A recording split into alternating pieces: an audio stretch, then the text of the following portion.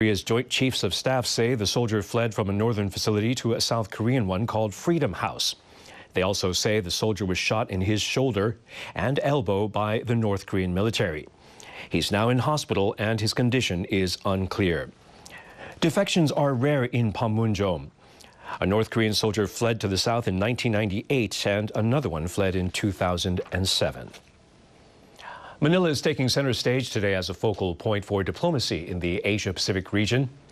Southeast Asian leaders have gathered for a major annual meeting of the ASEAN bloc and are holding separate discussions with representatives of the U.S., China, South Korea, and Japan.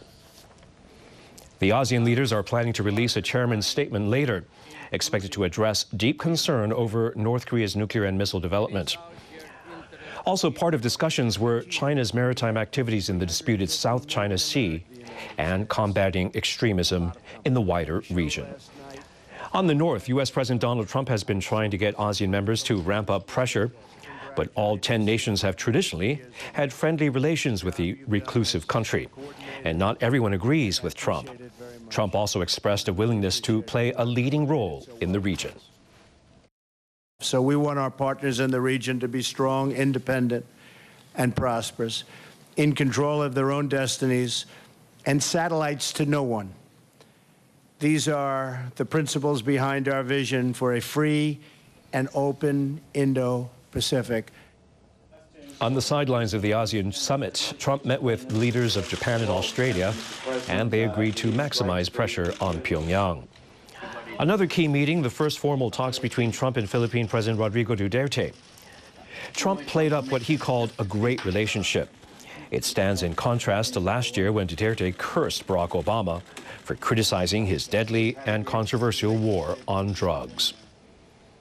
More than 300 people are dead and about 3,000 injured after a magnitude 7.3 earthquake struck near the Iraq-Iran border on Sunday.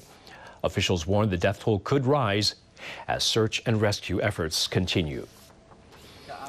Iran's state-run media is reporting 328 people were killed, while Iraq's media says 7 people died in its country. Video footage shows the severe damage in the quake-hit area, with families fleeing their homes as aftershocks continued. Media reports say tremors were felt as far away as Israel and Turkey.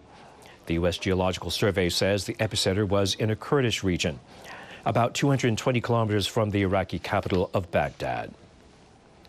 Meanwhile, the Japanese seismologist says Sunday's disaster is just the latest in a string of deadly earthquakes that have struck the region in recent years.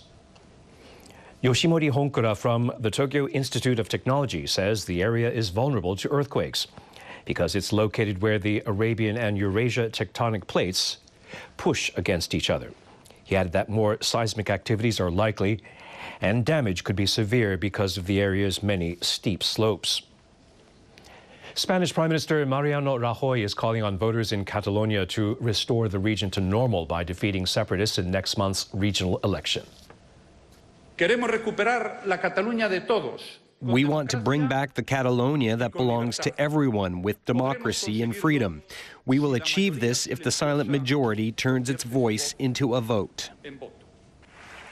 Rajoy was in Catalonia's largest city of Barcelona for the first time since imposing direct rule after the regional parliament voted to unilaterally declare independence from Spain. He criticized former Catalan government heads for leading the independence drive, some who have been detained on suspicion of rebellion and other charges. Rajoy's visit comes just one day after 750,000 Catalans marched through the streets of Barcelona demanding the release of separatist leaders. We now turn to some business news. SoftBank's Masayoshi Son has gone on another multi-billion-dollar spending spree. Gino Tani from our business desk has been following the story. IT firm SoftBank Group has struck a deal to acquire a stake in ride-hailing service provider Uber. Sources say SoftBank is considering buying about $10 billion worth of Uber stocks from existing investors. That would give it a stake of just over 10%. The two firms have yet to work out the details.